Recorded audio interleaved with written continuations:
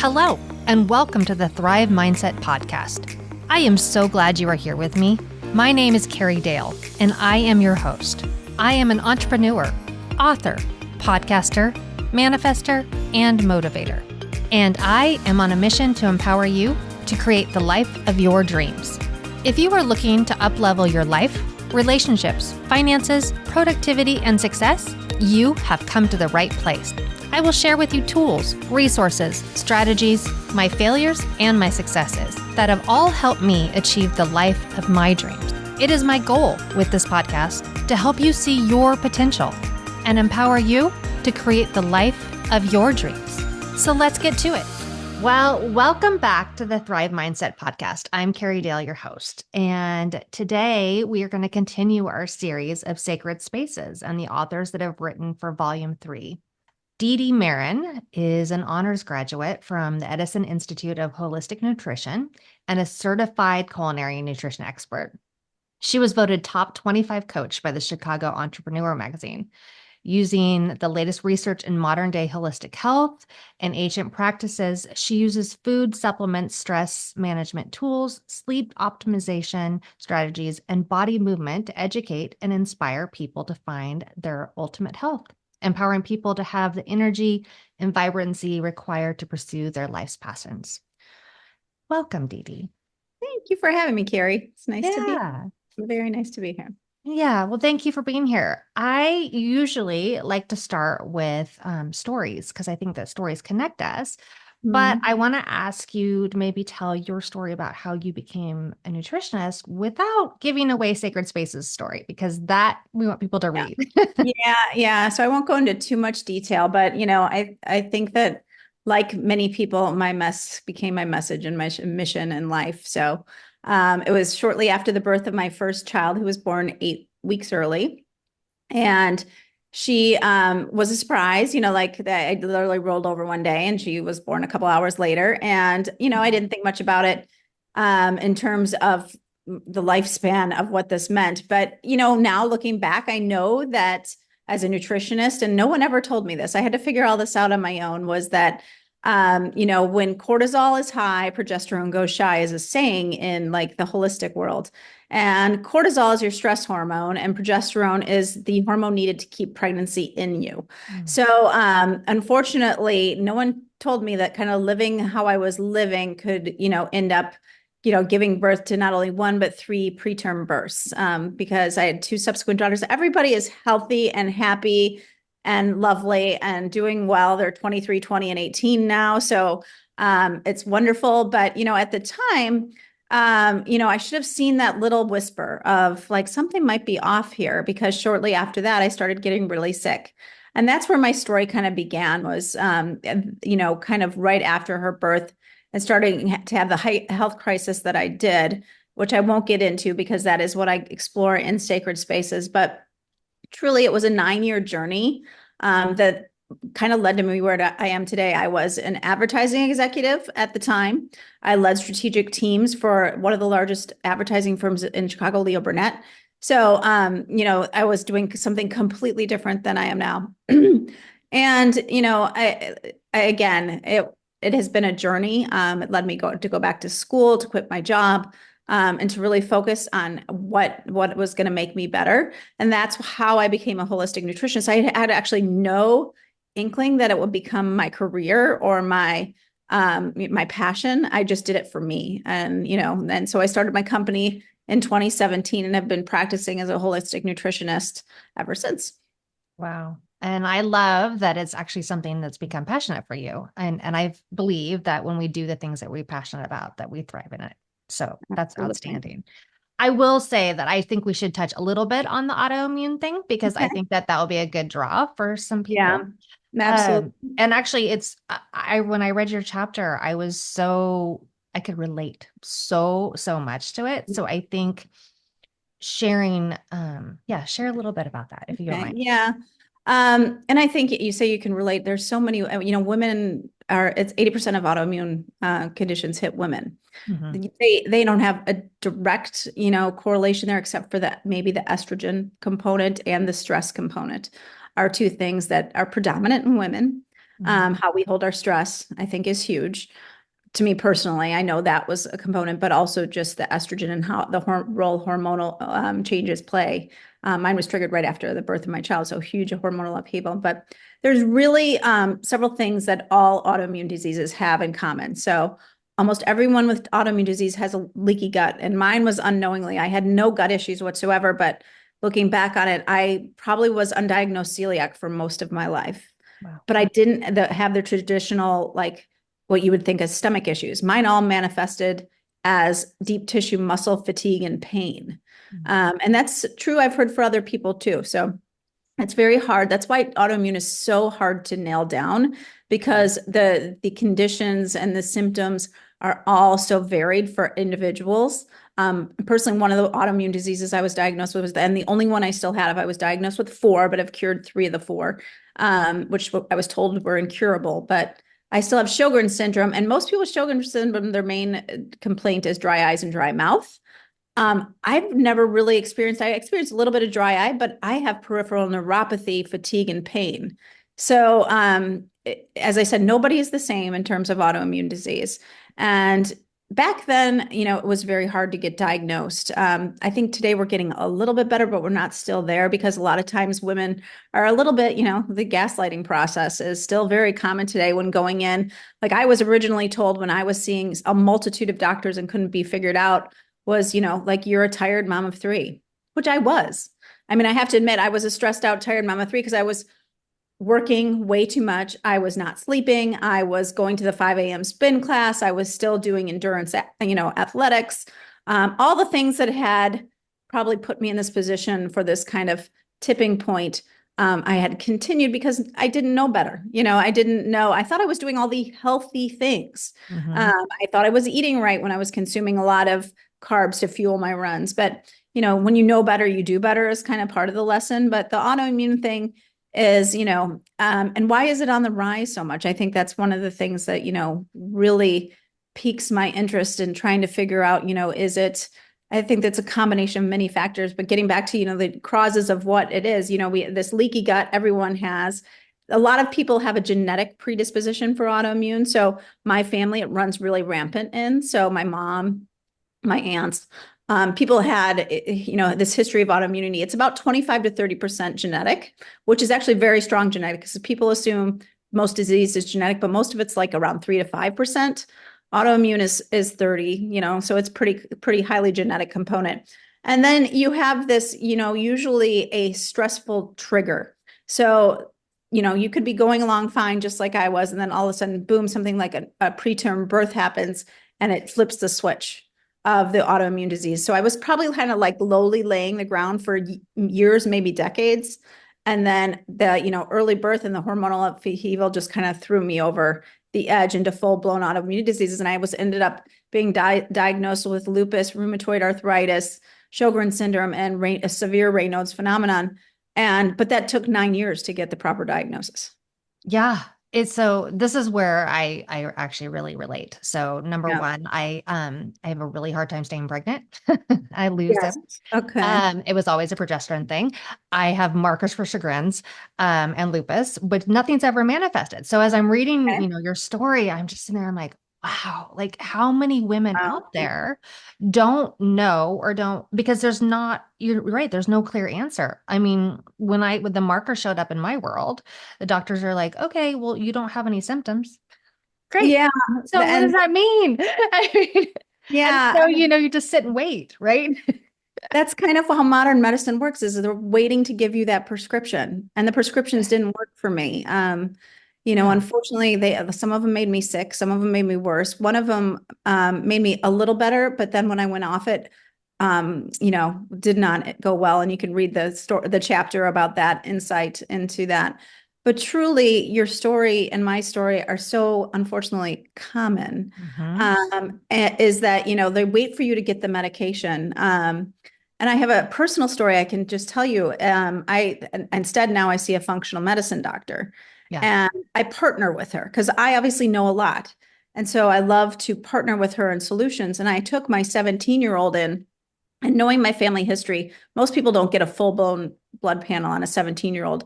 I had everything tested. She has no symptoms of anything. She's an athlete. She's a normal kid.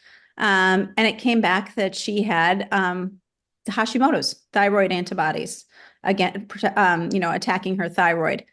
Probably. I apologized to her. I said, this is my crappy genetics manifesting in you. And I think she has a gluten intolerance herself. But anyway, what I want to realize is that, like, in the functional medicine practice I went to, we partnered together to try and proactively, before she starts feeling symptoms for that Hashimoto's, which could be, 20 years down the road, she could be like you and not even show a sign or symptom until maybe she's trying to get pregnant. And people with Hashimoto's sometimes have a harder time getting pregnant, is one of the things that can happen. And then be like, oh no, what are we going to do now? So proactively, we're trying to take steps to kind of mitigate that and get those antibodies down. Very hard with a 17-year-old when I know what to do, but getting, someone to do it is a little different story. But you can find a partner. And that's one of the things I like to urge people to do is, find a collaborative partner who's willing to work with you in advance of these things manifesting, because autoimmunity especially, but almost every disease all chronic illness is laying the ground, a decade before it actually manifests. Things like cancers, things like diabetes, things like heart disease. It's not that they don't, you don't overnight develop diabetes. It's been happening as your A1C and your blood glucose go up slowly over decades. And the doctors just wait and wait and wait until it gets to the, over 100 and something. And then they're like, okay, now you're diabetic and now you need medication. That's how Western medicine treats. And I'm not anti-Western medicine. It's great in certain circumstances, but I've found for somebody like with any kind of chronic illness, you need to find a practitioner that is willing to look for the root cause and try and find the solutions to that. Yeah. Do you feel that most of those solutions come through nutrition? For me, I would say it was about a 50-50 thing. So I think that's why I'm a holistic nutritionist. So yes, I strongly believe food is medicine. When I took gluten out of my life, I got about 50% better. And it took about 2 weeks. So that was the simple part. Like the nutrition part was super simple for me because, first of all, I love healthy food. I'm a sugars, I'm a sweet tooth. So that's one thing I had to fix, and I substitute. So I never deprive myself. I feel like what the food I eat I love all the food I eat, never deprive myself. I substitute for healthy options typically is what I'm doing. So obviously removing gluten was huge for me. I did the autoimmune paleo diet several times to see if that would help any further. Didn't really move the mark that much anymore. So I eat for several years, I ate grain-free. I ate mainly a paleo style diet. And that really, kind of helped rebuild my gut a little bit. But the things I really had to fix and what were my huge issues were more I overexercised was one of my problems. I was, for my, I don't think that, some people can tolerate the marathons, the triathlons, and I love those things. I was a born mover. I loved moving since I was a kid. But for me, with all my already delicate immune system, pushing myself to exhaustion, which I am prone to do, was not a good thing. So I had to actually learn to dial back on the movement and listen to my body, which is still a lesson I fight every single day. The need to move and do versus listen and relax and calm down. So that was a lesson. But I would say the last two of my pillars, which I approach all health solutions, even my programs with 4 pillars, which are not groundbreaking, but I think it's so necessary, are, nutrition, movement, stress, sleep. And then I have this underlying community aspect to all my programs as well. So the third pillar was definitely way broken on me. Stress. I'm a born, kind of, as I said, doer. And it's for me to take a breath and stop and be in the moment was just never happened. I didn't even understand that I wasn't doing that most of my life until sickness brought me to that point. So the stress pillar was something I really have to work on daily. My saving grace was I found meditation probably about over 10 years now. And it has subtly shifted me. That 20 minutes, sometimes if I have more time, I would love an hour. When I started, I couldn't do more than 2 minutes. And now there's days where I could sit for an hour easy. But meditation has brought me that gift of pause. and the gift of reflection and knowing, to listen a little more intuitively to what my body wants. Mhm. Some people say meditation isn't for them. I disagree, because it's more watching and trying to, watching your thoughts, not getting intertwined with them. And all of us can have a monkey mind that's running all over. We just need to understand that it's more the movie that we're watching. But, it's stress on so many levels, doing practices such as acupuncture, yoga, I sauna, I walk outside in nature. So was critical in my healing, I would say. And then fixing my sleep. I was an insomniac for most of my life, even as a kid. And I didn't fix my sleep until I was about 40, 42 or 43. I would go periods where I would sleep just a couple hours a night, Mm. just from anxiety. And I would get in cycles. But literally, since I learned to fix my sleep, and that was kind of a process. I've been published on my sleep struggles and how and what I did. But I would say the main thing was I had to reset my growth hormone. You secrete growth hormone when you sleep, and I had none, zero. So I had to go on Mm. human growth hormone for a bit, which sounds weird, like going on HGH. But for me, that was, and it was legal in Canada. It's not legal here. So I was in Canada at the time. And so I went on a course of HGH just for a month to reset that growth hormone. And then I started supplementing with some sleep supplements. The critical one for me personally, that I still take every single day and have since then, is magnesium glycinate, about 500 milligrams a day. Mhm. Really, really helps me sleep a little bit more soundly. And literally since age 43, I have rarely struggled with sleep. I'm 53 now, and perimenopause. I'm not even really perimenopausal yet, but I am starting to notice a little bit of decline because wear this sleep tracker, this Aura ring, Mhm. and I have for 4 years. I am starting to notice some slight changes in my sleep patterns. I think with getting a little warmer at night, which is typical of a woman of my age, or so sleep, might challenge me a bit more here over the next couple of years, but I feel that I have the basics nailed down and the fundamentals, and sleep is where we heal. And so if we're not sleeping and healing, we're never going to get to that next step and that next health goal. And so, yeah, for me, I would say, food is medicine for sure, but that's kind of a given for me. Mhm. And I know many people struggle with that aspect. I struggle more with my other pillars. So that's why I think everyone needs to look at everything holistically and see where I say, those pillars are basically holding up this table of the community and purpose.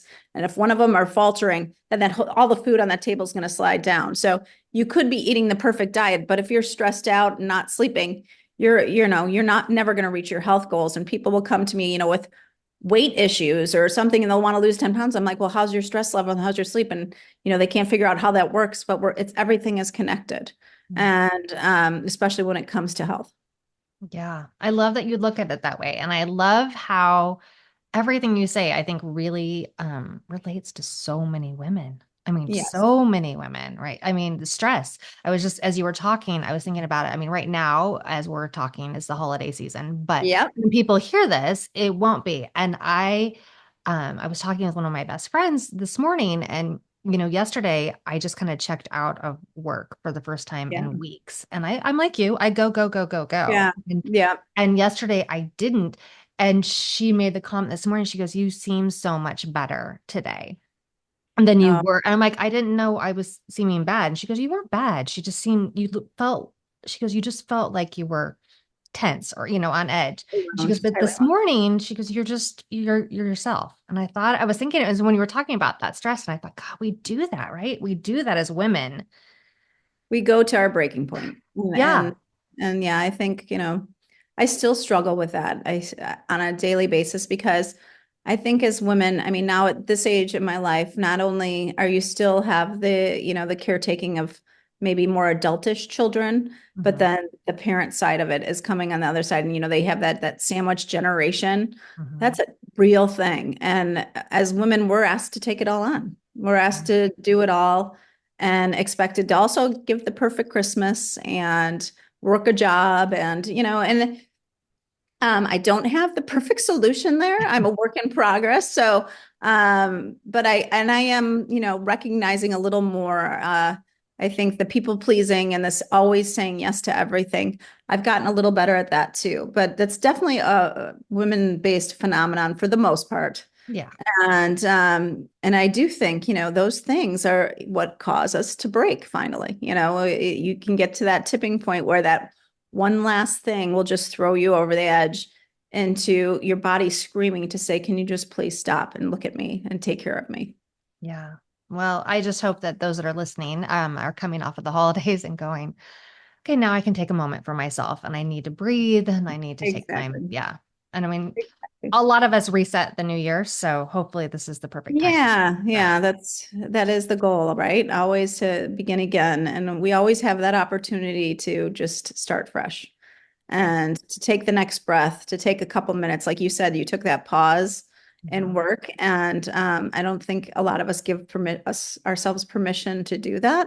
Yeah. And we need to know that is always there for us. Well, and even that yesterday, it wasn't me giving myself permission. In fact, I probably wouldn't have. I just Yeah. happened to have an event that was scheduled that made me stop for the day. And that alone was great. I mean, it's a great reminder for all of us probably to put in our calendars these moments of things that make us Yeah, stop. absolutely. Absolutely. Yeah, though it's my calendar, my meditation in the afternoon is my pause. Mhm. Um, and I think it even needs to be more than that. Not it shouldn't be one point in the day. We should be taking those many moments to reflect and see where, to feel our bodies and see where we're at, Mhm. and to see how much we can literally do. And hopefully just take some time to be instead of do. Exactly. So you break in the afternoon to meditate then. I do. I do. I found that for me, like I like to in the morning because I'm such a high energy person. Typically, I wake up with all of this energy. And so I found that I do like a couple deep breaths. And then I love my morning routine is I'm an early riser, always have been. I love the quiet, but I love it as an opportunity to read and journal. Mm. So I found when I meditate, then my mind is already off to the to-do list way too much. So I like to put things on paper and my thoughts on paper and read some inspirational text at that time. And I found that works for me then to, get my exercise in after that, get my work day started.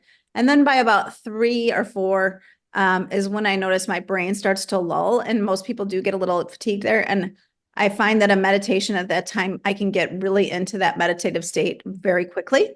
Mhm. Um, and stay there. And, I don't have little kids anymore. So moms with little kids, I know 3 or 4 is probably not your ideal time.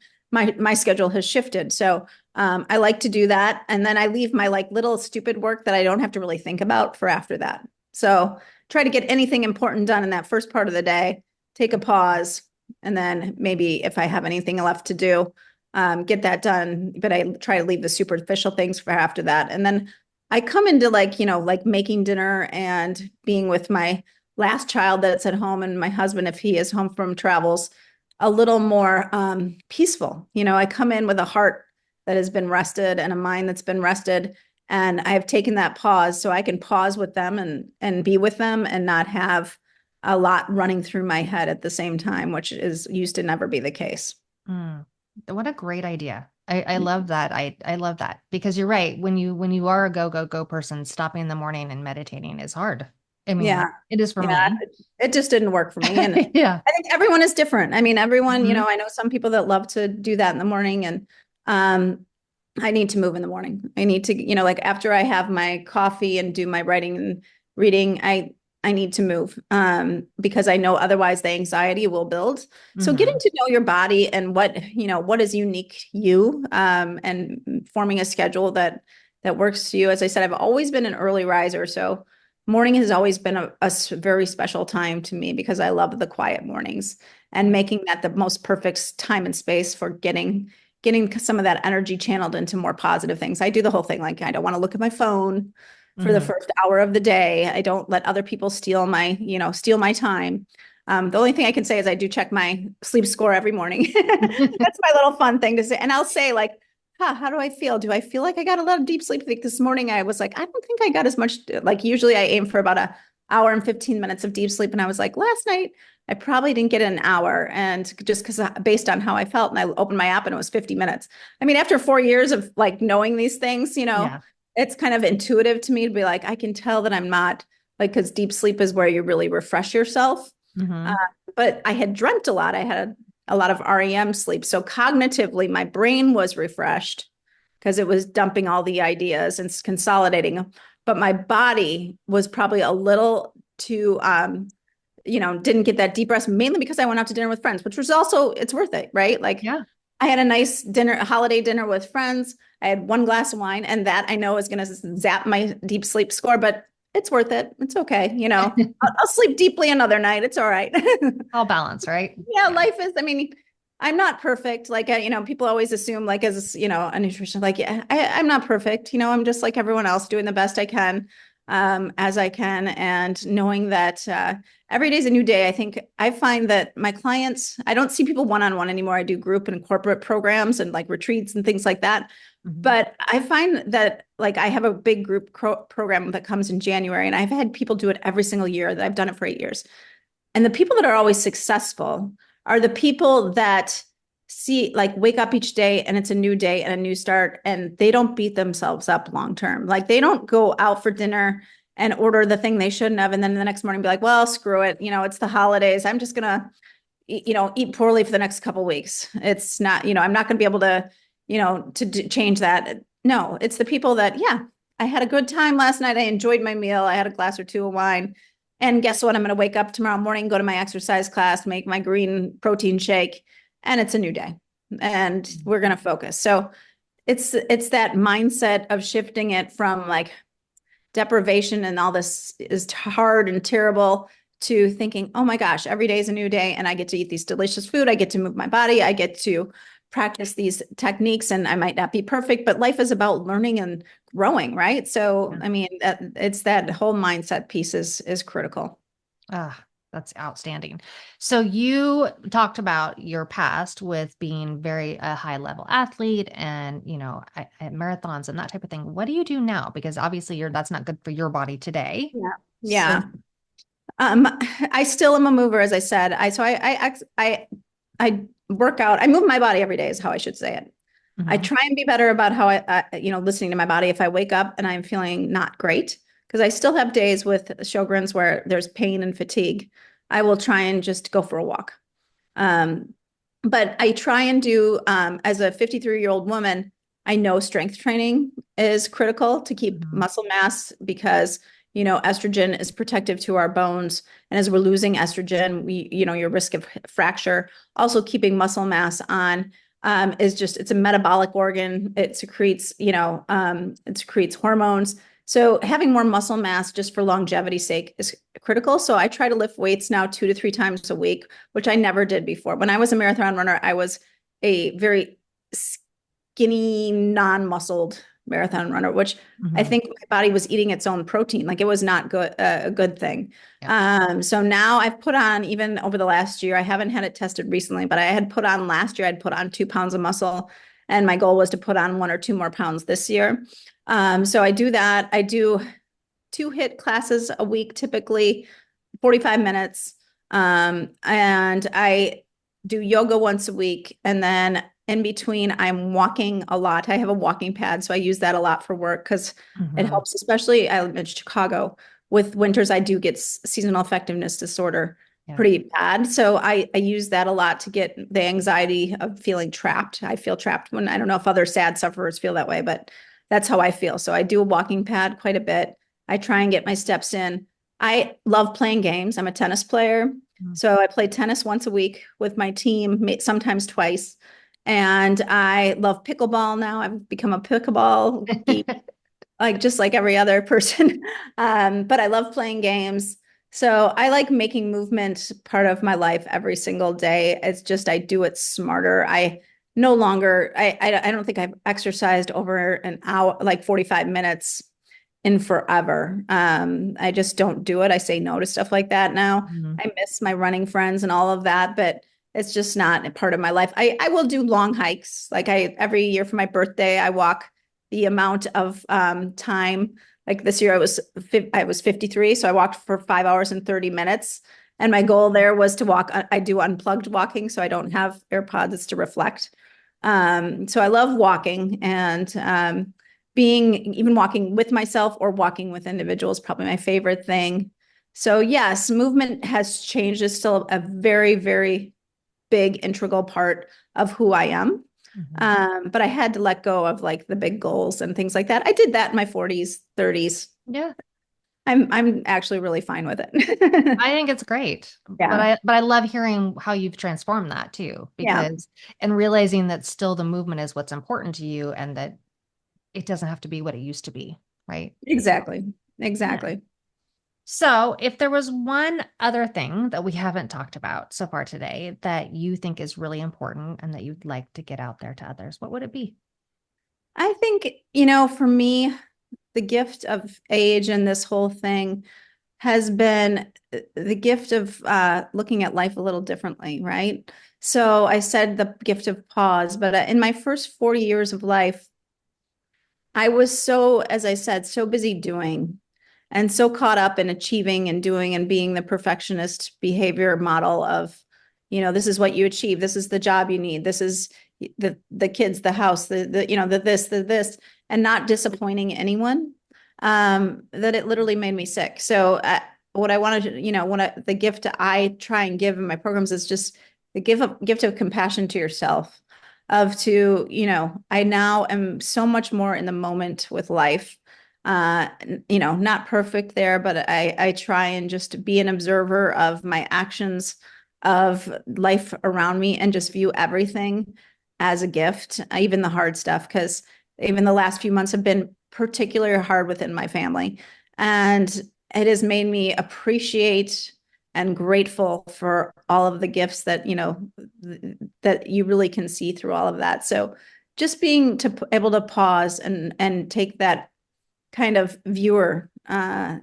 observer view of your life instead of being so in your head and in the moment. Of course, in the moment you want to be, but it's just taking that different view of life and realizing it's all just a beautiful gift. Even the beautiful sadnesses of life are just telling and teaching and helping you grow. Oh, that's lovely. Well, DeeDee, thank you so much for being here today. I really appreciate your time and your energy, and I'm really excited about Sacred Spaces Volume 3. Yeah. I'm hoping that everyone will enjoy it as much as I have been, and your chapter is outstanding.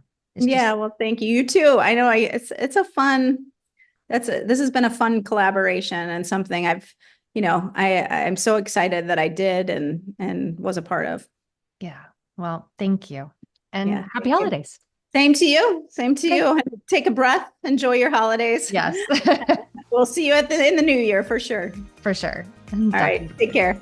I really enjoyed that conversation with DeeDee, and I hope you did too. And if it's something that helped you or you think might help someone else, I just ask that you share, subscribe, pass it along to anyone and everyone. And remember, above all else, I believe in you, and you can manifest the life of your dreams.